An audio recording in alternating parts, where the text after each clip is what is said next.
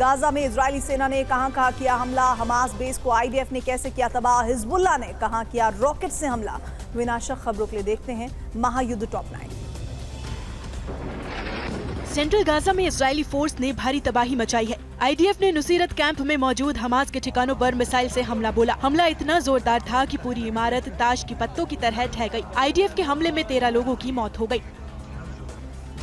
उत्तरी गाजा में इजरायली सेना ने बारूदी बरसात की है। आप तस्वीरों में देख सकते हैं कैसे आईडीएफ ने खंडहर से बीच एक इमारत को टारगेट करते हुए ध्वस्त कर दिया। दावा किया जा रहा है कि इस इमारत में हमास के लड़ाके छिपे थे।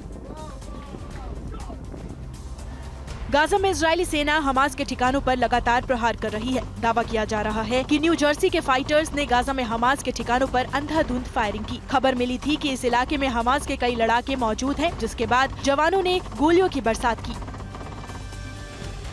इजरायली सेना गाजा में मौजूद हमास के ठिकानों पर चुन चुन कर प्रहार कर रही है। आईडीएफ ने खुफिया जानकारी मिलने के बाद एक साथ हमास के 3 बेस पर बारूदी हमला किया। बताया जा रहा है कि जिस बेस पर इजरायली सेना ने हमला किया वहां काफी विस्फोट मौजूद थे।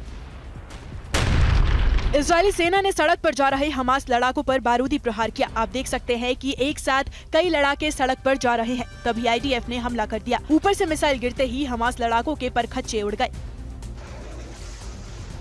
हमास लड़ाकों ने लेबनान से इजरायली सैन्य बेस पर हमला बोला। हमास का दावा है कि लेबनान में मौजूद उसके लड़ाकों ने इजरायली बेस पर प्रहार किया। दावा है कि इस हमले में इजरायली बेस तबाह हो गया।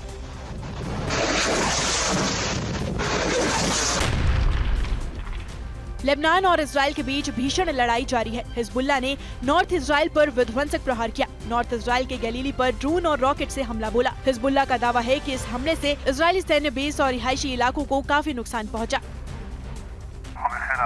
हूती पर हमले के बाद इजरायली एयरफोर्स हाई अलर्ट पर है। हमले की आशंका को देखते हुए आईडीएफ के सभी एयरबेस पर किसी भी हमले से निपटने के लिए तैयार रहने को कहा गया। जगह जगह इजरायली डिफेंस सिस्टम तैनात किए गए। तेल अवीव से लेकर यरूशलेम और इजरायली सेना अलर्ट मोड पर है।